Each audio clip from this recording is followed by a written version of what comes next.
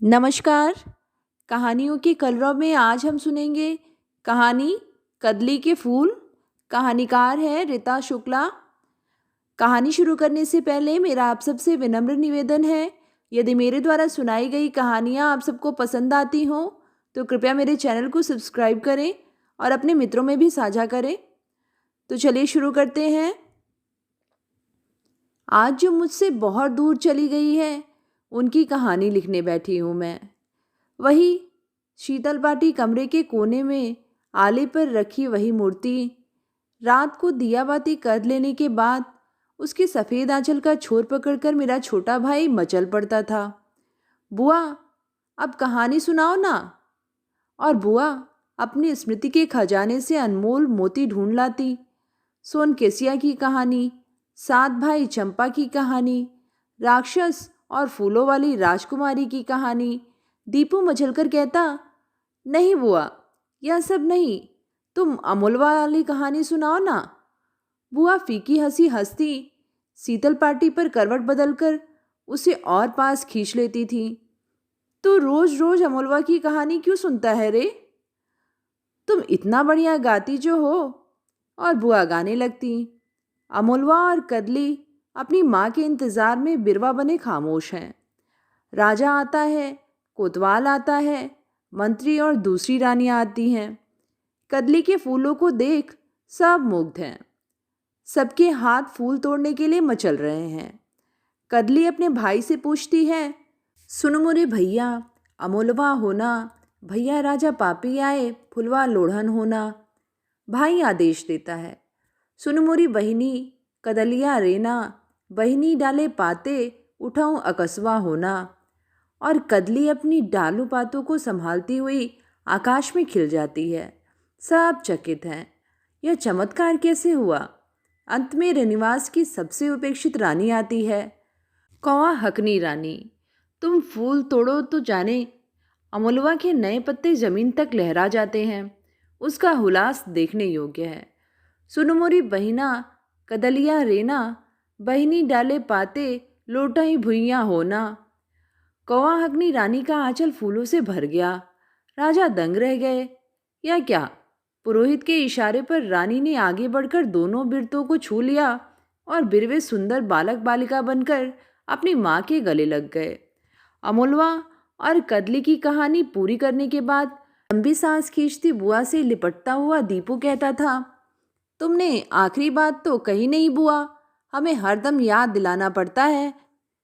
जैसे कौवा हकनी के दिन फिरे वैसे सबके पलट आए भगवान। बुआ ताक पर रखी मूर्तियों की ओर हाथ जोड़ देती थी। जब से मैंने होश संभाला था बुआ का एक ही रूप मेरी आंखों में स्थिर हो गया था। भूरी या काली किनारी वाली सफ़ेद साड़ी, गले में काले मोतियों के बारीक दानों की माला, दोनों कलाइयों में पंचधातु के दो पतले कड़े। 5 भाइयों के बीच इकलौती बहन कालिंदी बुआ, अम्मा की लाडली, बाबा की आंखों की पुतली सी। भाइयों को ताकीद थी कोई कानी अंगूरी से भी न छू पाए। बुआ के ज़माने में हमारे गांव में लड़कियों की पढ़ाई का प्रचलन भी कहाँ था। 10-11 बरस के होते ही लड़कियों की कमर में 6 हाथ की छोटी साड़ी बांध दी जाती और उन्हें सिखाया जाता, घर के अंदर रहा करो, रसोई पानी में अम्मा और भौजी की मदद करो। मेरे बाबा शिवमंगल तिवारी ने गांव की पाठशाला के पंडित जी को चेतावनी दी थी, बेटों की पीठ पर चाहे बेत की छड़ी ही क्यों न टूटे, बिटिया को जरा सी खरोच भी न लगने पाए। पंडित जी की तनी हुई मूछों के नीचे एक मुलायम मुस्कान उभर आती। बेटी जात कब तक साथ रहेगी? जो यह लड़का होकर पैदा हुई होती तो शिवमंगल तिवारी का कुल खानदान तर जाता। इसकी जीभ पर सरस्वती का वास है। 7वीं कक्षा में थी जब बुआ का ब्याह हुआ था। विदाई के समय उन्हें गले से लगाकर बाबा फूट फूट कर रोए थे।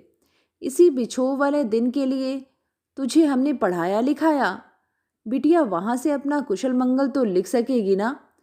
फूफा जी के सजीले रूप पर सब मुग्ध थे। बनारस विश्वविद्यालय का सबसे तेज छात्र रह चुका है मेरा दामाद। मेरी बिटिया के रूप गुण के अनुरूप ही जोड़ी मिली है। अब बिटिया का घर बस जाए, उसका मन अपनी ससुराल में रम जाए तो मुझे शांति मिले। बाबा ने जी खोलकर दान दहेज दिया था। 14 वर्षीय कालिंदी बुआ के सुंदर चेहरे पर टोले भर की औरतें लुभा गई थीं। ओझाइन की अगना में सिया सुंदरी उतर आई है। आहा, बड़ी सुलक्षणी बहू है बहनी, सोने जैसा दमकता है रंग। ओझाइन ने तो सचमुच ही जग जीत लिया। नंदों के इशारों पर उठती बैठती घूंघट गिराती वे थक चुकी थीं। गांव की भावजों ने कैसी कैसी चोले की थी। कुंवर कन्हैया सामने आएंगे तब होगा बबनी। उन्होंने खींचकर बड़ी भावज के मुंह पर हाथ रख दिया था। मजली भौजी उन्हें गुदगुदाने लगी थी और वे उनकी अखबार में बंधी बेतहाशा रो पड़ी थी। भौजी, हमें बड़ा डर लगता है, अम्मा से कहो ना हमें वहां ना भेजे। ससुराल में वह उनका तीसरा दिन था। पूजा की रस्म निपटाती सास को नंदों से खुसुर फुसुर बतियाते देखकर उनके कान खड़े हो गए थे। दालान की बगल वाली कोठरी ठीक रहेगी, चंदर के लिए भी सुविधा होगी। उस रात नंदों का रत जगा था। नींद से निढाल होती वे बड़ी ननद की अखबार में बंधी ससुराल की लंबी चौड़ी अंगनाई पार करती दालान से सटी छोटी कोठरी में पहुंचा दी गई थी। कैसे कैसे फूहड़ मजाक किए थे उन लोगों ने। उनके कान जलने लगे थे। भीतर से रह रह कर रुलाई फूट रही थी। अम्मा अम्मा। उनका अचेतन सब कुछ छोड़कर मुक्त भाव से माँ की गोद में सिमट जाने के लिए बगावत कर रहा था। रात के अंधेरे में दो बलिष्ठ भुजाओं के कठोर बंधन में वे बेरहमी से जकड़ गई थीं। नहीं नहीं, उनकी तेज चीख बाहर फूट पड़ती। इसके पहले चौड़ी हथेलियों का मजबूत दबाव उनके होठों पर पड़ा था और उनके कराहने की शक्ति भी विलुप्त हो गई थी। 7 दिनों तक अंधेरी कोठरी की उस जहालत को भुगतने के बाद जब वे मायके लौटी थी, तब अम्मा ने पूछा था, कैसी है ससुराल, कैसे हैं सास ससुर। बड़ी भावजों ने कुरेदा था, नंदोई कैसे लगे बबुनी, कोई गुल खिला या कोरी ही लौट आई। मजली भौजी ने अकेले में उनका मन टटोला था। सच सच बताना बबुनी, नंदोई जी से भेंट हुई या नहीं। तुम्हारे मन में कोई उत्साह नहीं देख रहे हैं, बात क्या है। वे एक भी शब्द कहे बगैर खामोशी से वापस लौट गई थी। कोई साल भर बाद चंदर फूफा को जमशेदपुर में किसी कंपनी में एक बड़े पदाधिकारी का ओहदा मिल गया था। उस रात पहली बार बुआ ने फूफा की आवाज़ सुनी थी। मेरे जाने के बाद तुम्हें कोई तकलीफ नहीं होगी, वैसे मैं बीच बीच में आता ही रहूँगा। क्यों, ठीक है ना। बुआ के मुंह से बेतहासा जवाब फूट पड़ा था। बिल्कुल ठीक, हम भी निश्चिंत सो सकेंगे। उस दिन वे यह भी नहीं समझ पाई थी कि फूफा नाराज होकर उनकी कोठरी से निकले थे। 1 महीने बाद बुआ की ननद ने उनकी कोठरी में जाकर उन्हें उपदेश दिया था। तुमने तिरिया जन्म का मोल नहीं समझा बहू। मर्द की इच्छा का मान जो औरत नहीं रखती, उसका भी कोई जीवन है भला। चंदर तुमसे रूठ कर गया है। वह अपने बहनोई को बता रहा था, उससे बोलती नहीं, उसकी सेवा नहीं करती। एक बात जान लो बहू, मर्द मानुष की इच्छा का तिरस्कार करके किसी तिरिया का वास नहीं हुआ है। चंदर के स्वभाव से तुम परिचित नहीं हो। एक बार उखड़ गया तो जल्दी पिघलने वाला नहीं है। बुआ ने बड़े शांत भाव से उत्तर दिया था। हमने अपने जानते कभी कोई बेअदबी नहीं की दीदी जी। उन्होंने मेरे साथ जोर जबरदस्ती की, तब भी। बुआ की सास की आंखें कपाल पर चढ़ गई थीं। कैसे कुबोल कढ़ा रही है तिवारी की बेटी। मेरे बेटे ने कौन सी जोर जबरदस्ती की तेरे साथ। ऐसी ही सती सावित्री बनने की साधी थी तो कंठी माला लेकर बाप की ठाकुरबारी अगोरती। चंदर की जिंदगी खराब करने की क्या जरूरत थी भला। उस दिन के बाद बाबा कितनी ही बार बुआ को लिवाने गए। चल बिटिया, अपने गांव चल। मैं समझूंगा मेरे 4 नहीं 5 बेटे हैं। मेरी खेती और गांव के मकान का एक हिस्सा तेरे नाम भी होगा। उन्होंने बाबा के पैर छू लिए थे। असीस तो बाबूजी कि सब कुछ सह सकूं। और कालिंदी बुआ की सारी उमंगें ससुराल की उस तंग कोठरी में दफन होकर रह गई थीं। चंदर फूफा ने कभी उन्हें अपने साथ जमशेदपुर ले जाने का आग्रह नहीं किया था। वे साल 6 महीने पर घर आते भी तो बाहर की दलान भर से ही नाता रखते थे। कालिंदी बुआ की बड़ी ननद ने समझौते का सूत्र बनना चाहा था। बहुरिया अकेली है तो भीतर क्यों नहीं सो जाता चंदर, उसकी तबीयत ठीक नहीं है, जा देख तो ले कम से कम। फूफा ने जोर से सुनाकर बड़ा ही चुटीला जवाब दिया था। तुम्हारी बहुरिया काठ पत्थर की है दीदिया, उसे कोई बीमारी लग ही नहीं सकती। वह तो एक जिंदा लाश है, मैं उसे जिंदगी भर ढोने की जहालत नहीं पाल सकता। बाबूजी ने यह संबंध करने से पहले मुझसे पूछा भी था। अब वे और अम्मा भुगतें। कालिंदी बुआ की सूखी हुई आंखें आंवी की तरह धधक उठी थी। मैं काठ पत्थर की नहीं, जिंदा लाश भी नहीं, लेकिन तुम एक बलात्कारी जरूर हो। अंधेरे कमरे में बाज की तरह झपटने से पहले तुमने मुझसे कुछ तो पूछा होता। क्या मेरी इच्छा अनिच्छा कुछ भी नहीं थी? तुमने मुझे सही सही जानने की कोशिश ही कब की? तुम्हारे लिए मैं एक शरीर मात्र थी। मेरी आत्मा की एक भी पुकार सुनी तुमने? कभी तुमने पीछे मुड़कर देखा मुझ पर क्या बीती? मेरी आत्मा की रिक्तता कोई अनुभव तुम्हें हुआ? फूफा उस दिन के बाद गांव नहीं लौटे थे। उनके छोटे भाई का ब्याह तय हुआ था। उन्होंने साफ कहलवा दिया था, एक ही शर्त पर गांव लौटूंगा, उस कुल्टा की परछाई भी मेरे सामने न पड़े। अपने ससुराल में बुआ की स्थिति सचमुच ही लोक कथा की उस कौआ हकनी सी हो गई थी, जिसे घर की दासियां भी हेय दृष्टि से देखती थीं। नई दुल्हन को कोहबर घर की ओर ले जाती हुई सास ने कालिंदी बुआ के पास खबर भिजवाई थी, बड़की से कहो अपनी चीज बसत और पेटी गोहाल की बगल वाली कोठरी में ले जाए, नई बहुरिया उसी कोठरी में रहेगी। बुआ ने अपना कमरा छोड़ने से इनकार कर दिया। अम्मा जी से कह दो मैं इस घर से नहीं जाऊंगी। रिश्ते की सभी औरतों का मजमा आंगन में जुटा था। उस भीड़ के बीच से उठकर उसकी सास गालियां बकती कोठरी में घुस गई थी। तूने हमें उल्टा जवाब दिया बड़की, तेरी यह मजाल, किस बात का घमंड है तुझे? मोरी के कीड़े की जगह मोरी के पास ही होती है, समझी? इस घर में रहना है तो हमेशा हुक्म मानकर ही चलना होगा। बड़ी बुआ की गोपनीय वेदना उनकी आंखों से झरझर बह निकली थी। मुझे नाली का कीड़ा तो आप लोगों ने बना दिया अम्मा जी, क्या कमी थी मुझ में? अब कम से कम इस कोठरी का आसरा तो मुझसे मत छीनिए, मैं भी तो आपकी बहू हूँ। बुआ की सास ने गरजते हुए अपनी बेटी को ललकारा था। देखती क्या है सुमिरी, इसका सारा सामान गोहाल में डाल दे, फिर यह अपने आप चली जाएगी। हमने एक बार कह दिया, इस बाजिन का मुंह नई बहुरिया हरगिज न देखने पाए। आंगन में इकट्ठी सभी औरतें इस दृश्य का आनंद लेने के लिए बुआ के इर्द गिर्द जुटाई थीं। एक दूसरे के कानों में फुसफुसाकर वे बड़ी बुआ के विषय में बहुत सी कही अनकही बातें दोहराती जा रही थीं।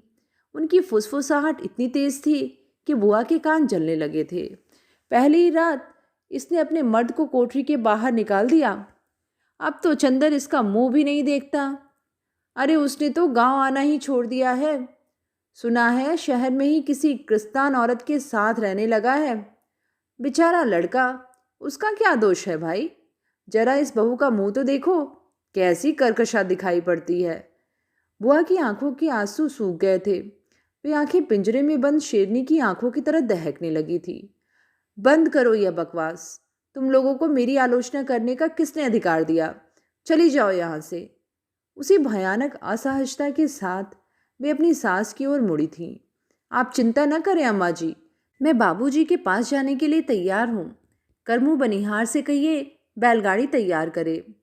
ससुराल से विदा लेते समय कालिंदी बुआ ने शरीर पर पहने कपड़ों के अलावा और कुछ नहीं लिया था। बुआ अपनी पीड़ा को चुपचाप झेलने का अभ्यास साध चुकी थी, लेकिन उनकी पथराई हुई आंखों का दर्द बाबा नहीं झेल सके थे। 6 महीनों की लंबी बीमारी भोगने के बाद उन्होंने अपने कष्टों से मुक्ति पा ली थी। अंतिम बार संज्ञाहीन होने से पहले उन्होंने कालिंदी बुआ को पास बुलाया था। मैं जानता हूँ तू निर्दोष है मेरी बच्ची। गंगाजल में जहर घोल दिया जाए तो असर जहर का ही होगा। तेरा कष्ट ईश्वर दूर करेंगे। जमाई बाबू का मन जरूर बदलेगा। कालिंदी बुआ जिंदगी भर की खामोशी की भारी भरकम चट्टान तले दबकर रह गई थी। खुलकर हंसना तो दूर रहा, हम लोगों ने कभी उन्हें धीरे से मुस्कुराते भी नहीं देखा था। दिन भर अम्मा के साथ रसोई के काम निपटाती और फुर्सत में अपनी कोठरी में शीतल बाड़ी पर बैठी भगवत गीता के पृष्ठ पलटती रहती। स्कूल से लौटकर मैं प्रायः जिद करती थी, बुआ जी चलिए ना, थोड़ी दूर टहलाएं। आप हमेशा अपनी कोठरी में बंद पड़ी रहती हैं, आपका मन कैसे बहलता होगा? अम्मा के पास मोहल्ले की औरतें आकर बैठती तो अम्मा भी चुपके से जाकर मनुहार कर जाती। बाहर आइए ना दीदी, कितनी औरतें आई हैं, बातचीत करने से थोड़ा मन बदलेगा। वे लोग आपके बारे में पूछ रही थी, उन औरतों में बुआ के बारे में जानने की अतिरिक्त उत्सुकता तो थी ही। एक दिन बुआ को अम्मा ने ज़बरदस्ती उस मंडली में शामिल किया था। आप बाहर आइए तो सही, आपस में मिलने जुलने से मन ज़रा हल्का होता है। बुआ को अपने सामने पाकर उन औरतों ने अपनी बातचीत का केंद्र उन्हें ही बना लिया था। आपके ब्याह के कितने साल बीते? 5 साल? अभी तक एक भी बाल बच्चा नहीं है? हुआ ही नहीं? आखिर इलाज विलाज तो करवाया होगा ना? बुआ सहसा उठ खड़ी हुई थी। तुम बैठो दुल्हन, मैं अंदर कुछ काम देखती हूँ। उस दिन के बाद से अम्मा ने बुआ को बाहर निकलने के लिए टोकना छोड़ दिया था। कोई साल भर बाद बुआ की ससुराल के किसी आदमी ने बाबूजी को सूचना दी थी, आपके बहनोई रमेश चंद्र ने नौकरी छोड़ दी है, गांव जाकर बैठ गए हैं। सुना है तबीयत भी ठीक नहीं चल रही है। अम्मा ने सब कुछ सुनकर एक गहरी सांस ली थी। बेकसूर दीदी जी को उन्होंने इतनी बड़ी सजा दी। ऊपर बैठा भगवान तो सब कुछ देखता है ना। बुआ ने अप्रत्याशित निर्णय सा लिया। भाई, मेरे जाने का प्रबंध कर दो। इस वक्त मेरा बरमपुर में रहना बहुत ज़रूरी है। बाबूजी ने प्रतिवाद करना चाहा था। तुम चाहो तो बहनोई जी को यहीं लिवा लाने की कोशिश करके देखूं, लेकिन उस नरक में तुम्हारा दोबारा जाना मैं ठीक नहीं समझता दीदी। बुआ के होठों पर क्षण भर के लिए एक सूखी हंसी तैर गई थी। वही नरक तो मेरा अपना है भाई। देखो, यदि उसमें से अपने लिए थोड़ी सी भी शांति ढूंढ सके। ससुराल में कालिंदी बुआ का बड़ा ही बेरुखा स्वागत किया गया था। बाबूजी को किसी ने पानी तक के लिए नहीं पूछा था। बुआ ने उसारे से ही उन्हें विदा दे दिया था। इसे अपना अपमान नहीं समझना भाई, ये लोग मुझसे नाराज हैं ना, इसीलिए। फूफा सचमुच बीमार थे, लेकिन वह बीमारी कैसी थी? बुआ ने बाबूजी के पास पत्र लिखकर सब कुछ बताया था। ऑफिस में ये त्यागपत्र दे आए हैं भैया। पहले वाली देह आधी भी नहीं रह गई है। बाहर के उसारे पर दिन गुमसुम बैठे रहते हैं। देवर जी कह रहे थे कि शहर छोड़ने से पहले उस औरत के घर जाकर खूब लड़ झगड़ आए थे। इनकी रोटी पानी का प्रबंध भी मुझे ही करना पड़ता है। कालिंदी बुआ के ससुराल के सभी लोग बुरी तरह उखड़े हुए थे। उनकी सास दिन भर बुआ को ही कोसती रहती थी। न इसके ऐसे लक्षण होते और ना मेरे सोने जैसे बेटे की बुद्धि कैसी पलटती। सारा क्रिया कर्म कर चुकने के बाद अब छो दिखाने चली है कुलबोरनी। चंदर फूफा का मुंह धुलाने से लेकर नाश्ता कराने, कपड़ा बदलवाने, खिलाने की सारी जिम्मेदारी बुआ की थी। नादान बच्चे की तरह वे बुआ के हर हुक्म को मानते, उन्हें टुकुर टुकुर ताकते रहते थे। फूफा के भाई ने उन्हें पागल करार दिया था। बुआ की देवरानी भी हर वक्त नाक भौं सिकोड़ती रहती थी। कैसे निर्लज्ज हैं भैया जी, जरा सा उसारे पर निकलो तो ऐसे घूरते हैं कि कलेजा दहल जाता है। पराई औरतों को ऐसे निहारते आंखें नहीं फूट जाती। बुआ की सास का भी यही कहना था। कितना आसरा लगाकर हमने अपने बेटे के माथे मोर बांधा था। घर बस गया होता, बाल बच्चे रहते तो उसकी यह दुर्दशा न होती। जिसके कर्म में ऐसी चुड़ैल बहुरिया हो, वह पगलाएगा नहीं तो और क्या होगा। निशब्द सेवा करती हुई बुआ ने उस दिन धीरे से कहा था, यहाँ दिन भर बैठना अच्छा नहीं लगता। गांव वालियाँ आती जाती रहती हैं, आप कोठरी में चलकर आराम करते। चंदर फूफा सहसा ठठाकर हंस पड़े थे। बड़ी ही खौफनाक हंसी। मैं लफंगा हूँ ना, गांव की औरतें मुझसे डरती हैं। तुम भी डरती हो ना? सुना नहीं तुमने छोटी बहू क्या कहती रहती है? बुआ की जिद मानकर कुछ दिनों तक फूफा उस कोठरी के अंदर लेटे रहे थे। उनकी मानसिकता में थोड़ा सा बदलाव देखकर बुआ का धीरज बढ़ा था। अब ये 2-4 अच्छी बातें करने लगे हैं। कभी कभी पढ़ने के लिए अखबार भी मांगते हैं। उम्मीद है ऐसे ही सुधार होता जाएगा। बुआ की चिट्ठी मिलने के कुछ दिनों के बाद ही बिल्कुल दूसरी खबर आई थी। एक दिन फूफा बौराए हुए हाथी की तरह अपनी कोठरी में गोल गोल चक्कर काटते चित्कार करने लगे थे। तुम लोगों ने मुझे समझ क्या रखा है? मैं पागल हूँ? मुझे कमरे में बंद कर दिया गया है। मेरे लिए उसारे में आराम कुर्सी बिछाओ। इस कोठरी में मेरा दम घुटता है। बुआ के समझाने पर उन्होंने और भी उग्र रूप धारण कर लिया था। मैं सब समझता हूँ, तू भी अपना उल्लू सीधा करना चाहती है। मैं तेरी कोठरी में बंद रहूँगा? कभी नहीं। क्या कहा? सब मुझे देखकर हंसते हैं। जमशेदपुर में सारे चपरासी मुझसे थर थर कांपते थे। तू भी सामने से चली जा, नहीं तो मैं तुझे बहुत पीटूंगा। अपनी असंतुलन के आखिरी दौर में फूफा घर से दूर दूर निकल जाते थे। कभी सिवान पर बैठे बनिहारों से खैनी के लिए तकरार करते, उन्हें गंदी गंदी गालियां देते, कभी पोखर पर उद्दंड की तरह खड़े जाने आने वाली औरतों को घूरते रहते। रात होने के पहले कालिंदी बुआ उन्हें किसी तरह ढूंढकर मनाती हुई वापस लाती। हर दिन उनकी हालत और भी बदतर होती जा रही थी। कालिंदी बुआ की सास जहर भरे बोल बोलते नहीं थकती। कौआ हकनी से रानी बनी है, मर्द पगला गया तो इतने चोचले चल रहे हैं। अच्छा भला था तो कुछ कुव्वत नहीं की, कोख में एक कदली का फूल भी न फूटे। अब सारे गांव को तमाशा जो दिखाया जा रहा है। हमारे घर की बेटी बतोह कभी मुंह उघाड़ कर सिवान नहीं गई थी। बाबूजी कई बार कालिंदी बुआ के पास गए। बनोई जी हमारे साथ चलने के लिए राजी होते तो वहां इनके इलाज का इंतजाम होता। दीदी तुम कहो ना। शहर जाने का नाम सुनते ही फूफा जी बिदक उठते थे। शहर में वेश्याएं रहती हैं, ऐसी वाहियात जगह ले जाकर तुम मेरा धर्म भ्रष्ट करोगे। देखते नहीं है जनेऊ, मैंने इसकी कसम खाई है, मैं शहर नहीं जाऊंगा। बाबूजी ने कुछ रुपए देने चाहे थे, बुआ ने लेने से इनकार कर दिया था। ये बड़े स्वाभिमानी हैं, जान जाएंगे तो और भी बुरा होगा। हमें पैसे की ज़रूरत नहीं।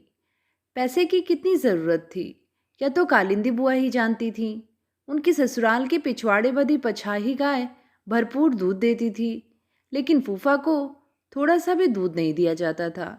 घर के लोगों ने तर्क दे रखा था, दूध पीने से इनके दिमाग पर और गर्मी चढ़ेगी। फूफा को सुला देने के बाद बुआ जब रसोई में होती तब तक सब कुछ समेटा रहता। 2-4 सूखी रोटियां किसी कोने में पड़ी रहती थी। होली पर बाबूजी बरमपुर गए थे। फूफा उस दिन बिल्कुल ठीक दिखाई पड़ रहे थे। बुआ के हाथ की धुली लुंगी गंजी पहने वे दालान में बैठे थे। बाबूजी के प्रणाम का उत्तर देते हुए उन्हें वापस बैठने का इशारा किया था। अब तबीयत कैसी है? फूफा ने बड़े अपनेपन से बाबूजी के कंधे पर हाथ रखा था। हमें कुछ हुआ थोड़े ही है। आप जानते नहीं साले साहब, ये हमारे छोटे भाई हैं ना, लक्ष्मण के ये अवतार हैं। चाहते हैं कि हमें बीमार करार दें, जिससे सारी ज़मीन जायदाद पर इनका अकेले दावा हो जाए। मेरे बाल बच्चे भी नहीं है ना, लेकिन हम ऐसा नहीं होने देंगे। ऐसी नपीतुली और सूझ भरी बातें सुनकर बाबूजी की हिम्मत बढ़ी थी। आपको अपनी नौकरी नहीं छोड़नी थी पाहुन जी। शहर में रहते तो आप और दीदी आराम की जिंदगी तो जीते। फूफा जी की आंखों में सहसा नफरत के शोले सुलग उठे थे। वह सब याद मत दिलाइए तिवारी जी। शहर हमारे लिए दुनिया की सबसे वाहियात जगह है, और फिर वे ठीक ही तो कहते हैं। उनका हिस्सा अलग हो जाए तो शायद वे शांति से रह पाएं। पटना में मेरे एक वकील मित्र हैं, मैं अगले सप्ताह ही उनसे बातचीत करूंगा। वकील साहब ने फूफा की ओर से दावा पेश करने के लिए कहा था। बाबूजी का वह पत्र फूफा के छोटे भाई के हाथ लग गया था। उसी दिन एक और बात हुई थी। बरमपुर के रघु सा चंदर फूफा के बचपन के साथी रह चुके थे। उन्होंने बुआ की परिस्थिति को देखते हुए बहुत पहले ही अपनी ओर से मदद करनी चाहिए थी। इसे कर्ज समझकर रख लो भौजी। चंदर के शौक की चीज़ें या उसके खाने पीने में कोई कमी नहीं करना। मेरा साथी दुरुस्त हो जाए तो मैं समझूंगा सब वसूल हो गया। बुआ जी ने अपनी ओर से प्रस्ताव रखा था। मेरा दुर्दिन है, लेकिन मैं तुमसे ऐसे दान नहीं ले सकती रघु भैया। हाँ, तुम्हारी दुकान की कोई ऐसी ज़रूरत हो जिसे मैं घर बैठे फुर्सत से निपटा सकूं, तब और बात होगी। बुआ ने अखबार और सादे कागज़ का ठोंगा बनाने का काम हाथ में ले लिया था। घर वालों से छिपकर अपनी कोठरी में कागज़ कतरती, लेई चिपकाती बुआ को रंगे हाथ पकड़ने का दावा उसी दिन उनकी देवरानी ने किया था। देखिए अम्मा जी, दीदी जी घर की इज्जत बेच खाने पर तुली बैठी हैं। अब समझ में आया रघु शाह की औरत क्यों हर दूसरे तीसरे दिन उनकी कोठरी का फेरा लगाती है। बुआ के देवर जी ने विकराल रूप धारण किया था। यह पत्र देखो अम्मा, भौजी की जालसाजी हम सबों को बर्बाद करके दम लेगी। भैया से हमारे खिलाफ कोर्ट में नालिश ठोकवाने का षड्यंत्र कर रही हैं। इनके भाई ने वकील ठीक किया है। बुआ की सास ने बाबूजी की 7 पुस्त पर गालियों से उद्धार कर दिया था। कुलच्छनी ठोंगा बनाकर बेच रही थी। रघु शाह के बाप से हमारी पुरानी दुश्मनी है। वह तालियां पीट कर हंसे, इसीलिए ना। मर्द का बहुत छो करने वाली आई है। बाट बटकरा की कुचाल चलने वाली थी। हमारी छाती पर मूंग दलने के लिए ही तूने इतनी बड़ी नौटंकी रची। तेरे पेट में इतनी बड़ी दाढ़ी होगी, हम नहीं जानते थे। बुआ ने प्रतिवाद में कहना चाहा था, जीने का हक हमें भी है अम्मा जी। तब हमारी उम्र समझ की नहीं थी, लेकिन अब। बुआ के देवर जी ने उन्हें सुनाकर कहा था, तुम्हारे लिहाज से अब तक हम चुप थे अम्मा। अब हम दिखा देंगे भौजी किस गुमान में भरी हुई हैं। बुआ ने बड़ी शांति से जवाब दिया था, तुम्हारे भैया स्वस्थ हो जाएं, हमें किसी चीज़ की ज़रूरत नहीं है बबुआ जी। हमारा क्या, दो प्राणियों की कहीं भी गुजर हो जाएगी। बाबूजी को उनके मित्र ने ही सूचना दी थी। फूफा की स्टेनो खुलेआम उनके शहर में रहने लगी थी। फिर उसके पैर भारी हुए, तब उसने विवाह के लिए भी जिद की थी। फूफा इस स्थिति के लिए तैयार नहीं थे। अपनी बदनामी से बचने के लिए उन्होंने अपनी सारी जमा पूंजी उस औरत को सौंप दी थी। सारा वाकया सुनकर उनके बॉस ने भी उन्हें खूब लताड़ा था और वे उसी बकझक के दौरान तैस में त्यागपत्र देकर चले आए थे। बाद में सुना, गांव जाने के पहले उस औरत के भाइयों ने फूफा की खूब पिटाई की थी। बेहोशी से उठने के बाद ही वे अंट-संट बकने लगे थे। बुआ के देवर ने चाल चली थी। दिन भर फूफा जी के आगे पीछे घूमते हुए, उनसे मीठी मीठी बातें करते हुए वे उन्हें यह विश्वास दिलाने में सफल हो गए थे कि बुआ उन्हें शहर भेजने के लिए यह सब चाल चल रही हैं। वहाँ उनके दिमाग में बिजली की सेक दी जाएगी, उन्हें बांध कर रखा जाएगा। इसीलिए तो रघु साहब की बीवी से भौजी की इतनी पड़ने लगी है। आपको पता है भैया, भौजी ने अम्मा के संदूक से कितने जेवर निकाल कर रघु साहब की बीवी को दे दिए। उसका बस चले तो पूरा घर बंधक कर आपको पागल खाने और हम सबको जेल भिजवा कर दम ले। वह बड़ी खतरनाक औरत है भैया। उसी दौरान फूफा जी को ज्वर हो आया था। गांव के पंचायती अस्पताल की दवा कोई असर नहीं कर पा रही थी। 15-20 दिनों तक लगातार तेज ज्वर बना हुआ था। बुखार की बेहोशी में फूफा जी की बड़बड़ाहट सुनकर बुआ सहम गई थी। उन्होंने देवर से चिरौरी की थी, बबुआ जी, ना हो तो आरा से किसी अच्छी डॉक्टर को बुला लेते, इनकी तबीयत। उनके देवर ने फूफा के कानों में फुसफुसाते हुए कहा था, भौजी तुम्हें शहर ले जाना चाह रही है भैया, जाओगे? शहर जाने का नाम सुनते ही फूफा जी चौकन्ने हो गए थे। उनकी कमजोर देह गुस्से से थरथर कांपने लगी थी। पैरों के पास बैठी बुआ जी की ओर पूरी ताकत से अपनी खड़ाऊ फेंकते हुए वे अपने सिर के बाल नोचने लगे थे। तो मुझे बर्बाद करना चाहती है, जा मेरी आंखों के सामने से दफा हो जा। उन लोगों ने मुझे जहर देकर मारना चाहा था, तो भी मुझे जहर देकर खत्म कर देगी। फूफा जी ने बुआ जी के हाथ से दवा लेना बंद कर दिया था। उन्होंने उनका मुंह देखने से परहेज कर दिया था। बुखार उतर जाने के बाद भी फूफा फिर अपने पुराने रूप में नहीं आ सके थे। अपने ही सिर के बाल बेरहमी से उखाड़ने लगते, दिन भर अपने में हंसते बड़बड़ाते रहते। एक दिन छोटे भाई के कमरे में हंसी की किलकारियां सुनकर वे ऐंठते हुए वहां पहुंच गए थे। तुम लोगों को हंसी सूझ रही है? सब मिलकर यहाँ ठट्ठा कर रहे हैं। मेरी ओर कोई देखता तक नहीं। मैं कहता हूँ मेरा हिस्सा अलग करो, नहीं तो मैं एक एक को जान से मार डालूंगा। छोटे भाई की बहू को तीखी हंसी हंसते देखकर फूफा का उन्माद अपनी आखिरी छोर पर पहुंच गया था। उन्होंने तुरंत गर्दन पकड़ ली थी। बचाओ बचाओ! बुआ की सास और देवरानी की चीखें सुनकर पूरे टोले के लोग उनके आंगन में सिमट आए थे। भीड़ को देखकर फूफा जी चुपचाप ओसारे की ओर बढ़ गए थे। उस रोज बुआ जी के देवर ने गाय के पगहे से उन्हें मारा था।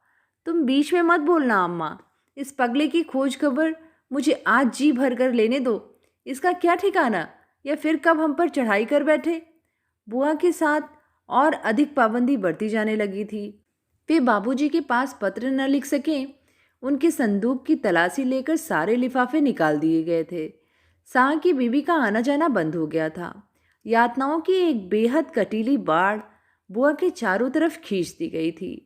अपनी सूनी आंखों में बेहतर जिंदगी के सपने सजोने वाली बुआ का मन दो तरफा लड़ाई लड़ते हुए लहूलुहान हो चुका था।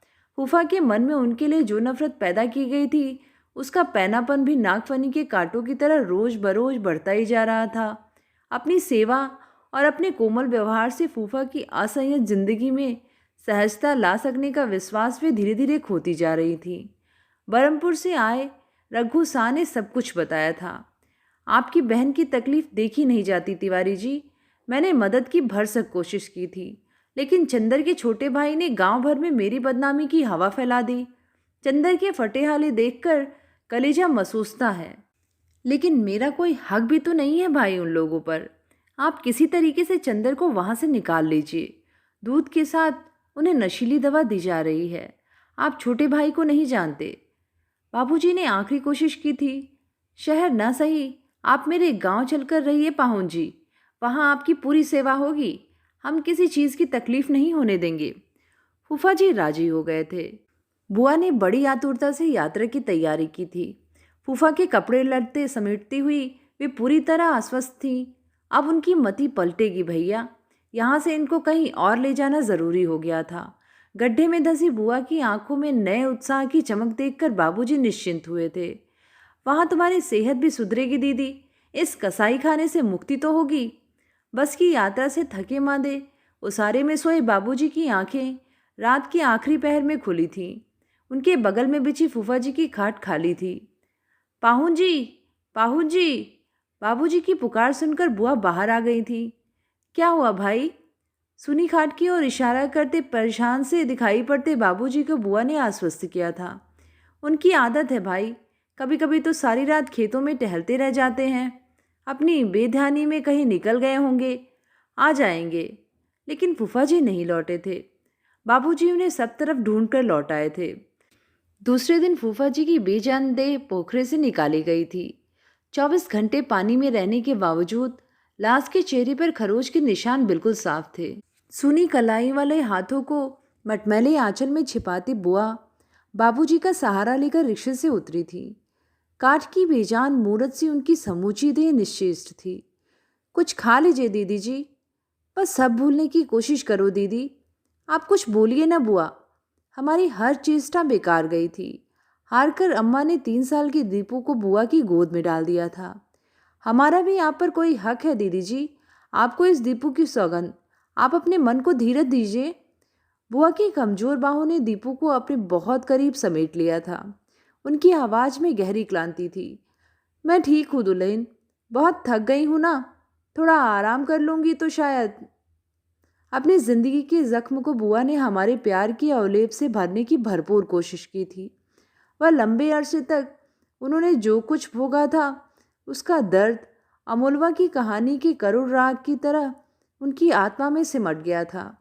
दीपू ने पहली बार उनके मुंह से यह कहानी सुनकर अचरज से पूछा था, जिंदा बच्चे आम और कदली के पौधे कैसे बन गए? क्या हम भी पेड़ पौधे बन सकते हैं? बुआ ने बात टाल दी थी।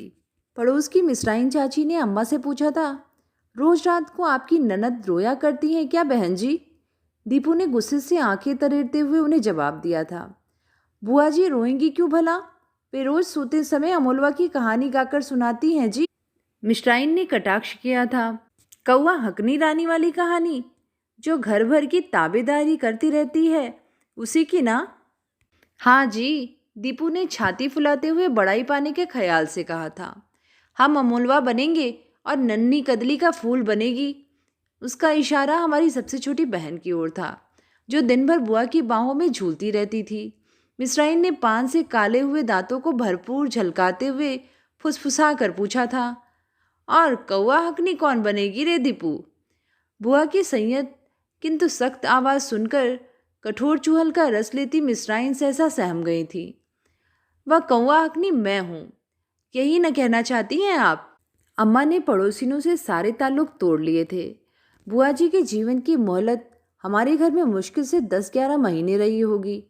इस बीच पेट दर्द की शिकायत उन्हें कई बार हुई थी, लेकिन वे जानबूझकर दर्द छिपा ले गई थी।